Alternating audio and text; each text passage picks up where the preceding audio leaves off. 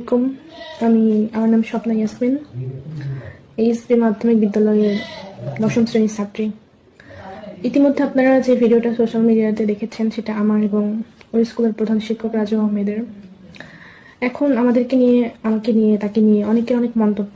তো আমি আমার বিষয়টা ক্লিয়ার করতে চাই। আমি যখন ক্লাস 7-এ পড়ি, আমার বয়স তখন খুবই কম। তো একজন ক্লাস 7-এ পড়ে একটা মেয়ের বয়স বুদ্ধি কেমন হতে পারে সেটা মানুষ ভালোই বুঝবে। তো তখন আমি ভুলবশত তার সঙ্গে একটা সম্পর্কে জড়িয়ে পড়ি।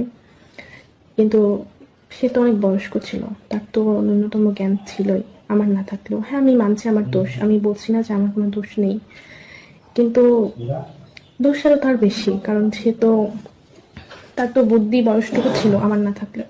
তো আমি তখন জানতাম না যে রাজু আহমেদ আসলে কি ধরনের মানুষ, তার কেমন ক্যারেক্টার, কেমন কি, সে কেমন আর কি, আমি তো জানতাম না। তো যখন আমি আস্তে আস্তে